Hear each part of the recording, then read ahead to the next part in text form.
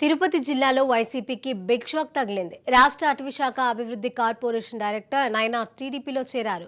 పార్టీకి పదవికి రాజీనామా చేస్తున్నట్లుగా ప్రకటించారు.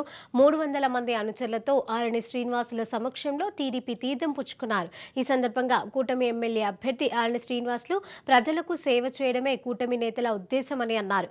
రాక్షస దుర్మార్గ పాలన వద్దంటూ ప్రజలు కూటమికి సపోర్ట్ చేస్తున్నారని అన్నారు. అనంతరం కూటమి ఎంపీ అభ్యర్థి వరప్రసాద్ సుపరిపాలన కోసం కేంద్రంలో మోడీని, రాష్ట్రంలో కూటమిని గెలిపించండి కోరారు. ఇక జగన్మోహన్ రెడ్డికి పాలన చేత కాదని, చంద్రబాబు లాంటి పరిపాలనాధ్యక్షుడిగా సీఎంగా చేసుకుందామని అన్నారు. మరోవైపు మాజీ ఎమ్మెల్యే సుగుణమ్మ, ఎంపీ అభ్యర్థి వరప్రసాద్, ఎమ్మెల్యే అభ్యర్థి ఆరణి శ్రీనివాసులను భారీ మెజార్టీతో గెలిపించాలని ప్రజలను కోరారు.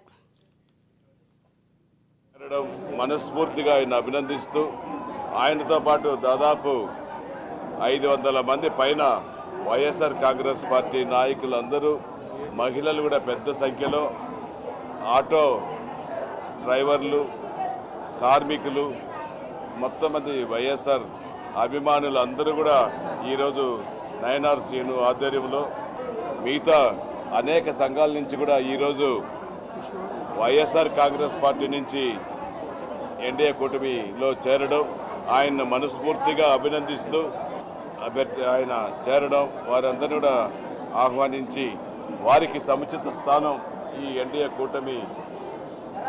కూటమిలో కల్పిస్తామనేసి కూడా ఈ సందర్భంగా తెలియజేసుకుంటూ, వాళ్ళ తండ్రి మరి భూమన కరుణాకర్ రెడ్డి శాసనసభ్యులుగా చేసినటువంటి అవినీతికి, అక్రమాలకి, దౌర్జన్యాలకి తట్టుకోలేకనే ఈ చేరికలు తిరుపతి నగరంలో వన్ సైడెడ్గా జరుగుతున్నాయని ఈ రోజున ప్రజలందరూ కూడా గమనిస్తున్నారు.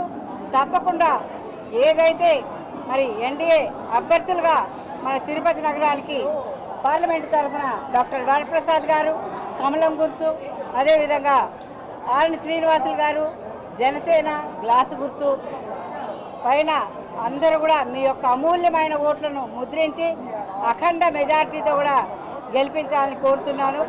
మన నయనార్ శ్రీనివాసులు గారు ఎన్డీఏ కూటమికి మద్దతు తెలుపుతూ ఏదైతే ఒక పవిత్రమైనటువంటి ఈ పుణ్యక్షేత్రంలో స్టేట్ ఫారెస్ట్ డిపార్ట్మెంట్ డైరెక్టర్గా ఉండి ఆ పదవికి స్వచ్ఛందంగా రాజీనామా చేసి ఒక మంచి కార్యక్రమం చేయాలనుకున్నా, ఒక మంచి కార్యక్రమం చేయడానికి సంకల్పంతో ఈరోజు ఈ 3 పార్టీలు ఎన్డీఏ అభ్యర్థులు నిలబెట్టడం జరిగింది.